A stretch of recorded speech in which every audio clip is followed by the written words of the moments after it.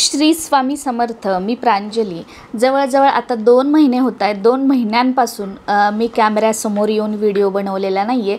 बऱ्याच ताई व दादांच्या कमेंट आलेल्या की ताई, जेव्हा तुम्ही कॅमेऱ्यासमोर येऊन व्हिडिओ बनवता तेव्हा आपण समोरासमोर बोलतोय असं वाटतं, तर कधी बनवणार. तर इच्छा असूनही मी 2 महिन्यांपासून बनवू शकले नाही तसे व्हिडिओ, आणि अजूनही एक 10-15 दिवस मला द्या. 10-15 दिवसानंतर कॅमेऱ्यासमोर येऊन व्हिडिओ बनवण्याचा सुरू करणार आहे. तर बघा, मी तुम्हाला नेहमी सांगते ना की बेसिनमध्ये, वॉश बेसिनमध्ये असेच भांडे ठेवत जाऊ नका. तर एक आता खरकटातलंच एक बघा हे टोप होतं, त्याच्यामध्ये जे काही आपलं कांद्याचा पाचोळा वगैरे जे काही असतं ते असं एका ह्याच्यात काढून ठेवायचं, आणि तुम्हाला सिंकमध्ये भांडे ठेवायचे जरी असतील तर त्याच्यामध्ये नंतर भांडे ठेवायचे, किंवा आपण मग लगेच जेवण झाल्यानंतर वगैरे घासून टाकले तर अतिशय उत्तम.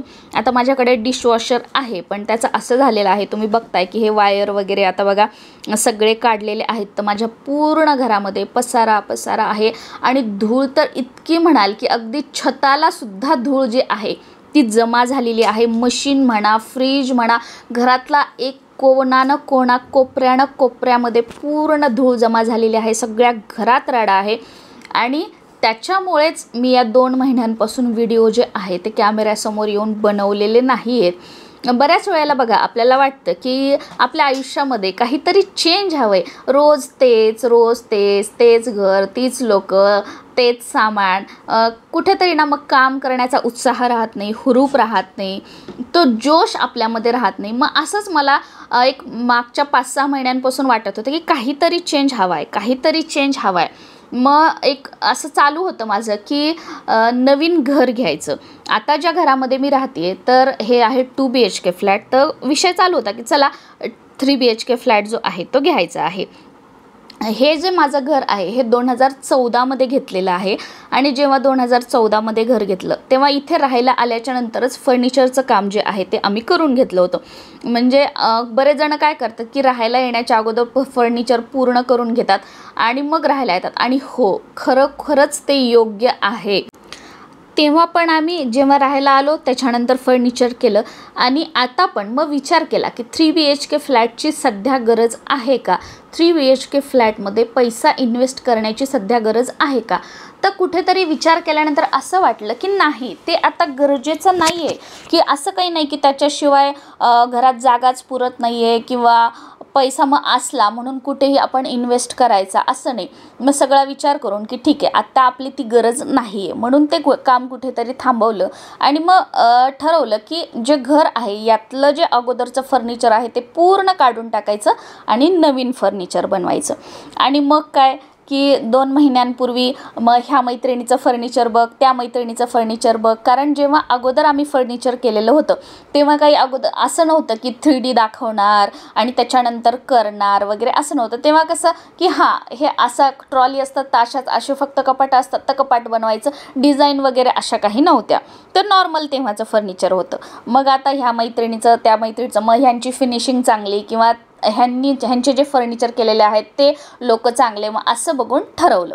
मग वॉलपेपर असेल किंवा घरामध्ये जे पूर्ण फर्निचर असेल ते करायला सुरुवात केली.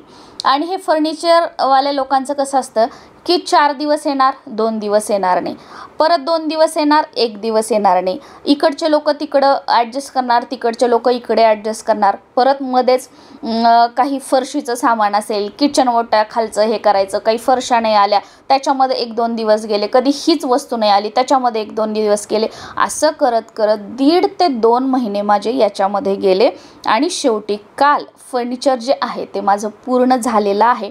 आम्ही फर्निचरचं काम देताना पूर्ण घराचं म्हणजे 2 BHK फ्लॅट पूर्ण फर्निचर करायचं असं सांगितलं होतं, पण किचन, हॉल आणि आपलं वॉश बेसिन, डोअर वगैरे या ज्या गोष्टी आहेत, किंवा किचनमध्ये बरीचशी थोडीशी तोडफोड केली, तर याच्यामध्ये एवढे दिवस गेले. मागून असं फील होत होतं की आता बस झालं. की दुसऱ्या दिवशी ते लोक येणार म्हटलं का मला की असं वाटायचं नको, प्लीज आता ते लोक नको, फर्निचर नको, पैसा दिलेला आहे पण नको आता. म्हणजे एवढं ते आवाज, घरामध्ये धुराळा, दिवसभर ते लोक घरामध्ये, किंवा मग आपण आता आपल्या घरी काम चालू म्हणून चहा द्या, पाणी द्या, मग समोर आता हॉलमध्ये ते कापणं, किचनमध्ये काम चालू, सारखं ठाकठूक एका रूममध्ये राहून खूप कंटाळा आला होता.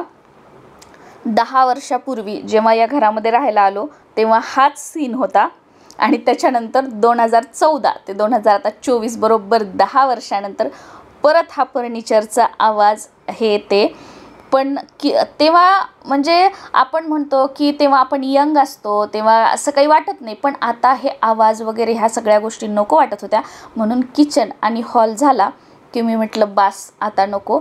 हे पुढच्या बेडरूम वगैरे जे आहेत त्या जेव्हा ते लोक म्हणत होते की आता मॅडम सांगितलेलं आहे करून घ्या, मग त्यांना म्हटलं की दिवाळीच्या जेव्हा सुट्ट्या लागतील तेव्हा आम्ही परत तुम्हाला सांगू, तुमच्याकडून त्या करून घेऊ. आणि मग हे काम जे आहे ते स्टॉप केलेलं आहे. पण काम स्टॉप झालं तरी धुराळा खूप आहे. आत्ता फक्त मी किचन हे करते आहे बघा.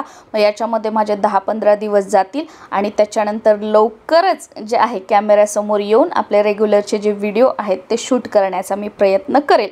कारण कामाला कोणी नाही आहे, मी एकटीच आहे. आणि मी तुम्हाला बऱ्याच ह्याच्यामध्ये सांगितलं आहे माझ्याकडे येणार जाणार खूप आहे.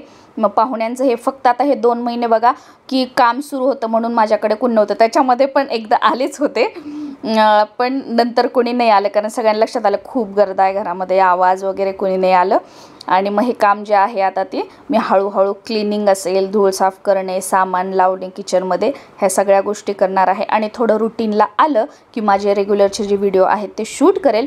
आणि मंगल कलश वगैरे सगळं माझं हे झालेलं आहे. मी परत आता नव्याने मंगल कलशची स्थापना असेल किंवा बऱ्याचशा गोष्टी सेवेला नव्याने सुरुवात करणार आहे. मध्ये 2 महिने गॅप पडला, कधी केली कधी केली नाही. तर सगळे जे व्हिडिओ आहेत मी तुमच्यासोबत प्रत्यक्ष शेअर करेल.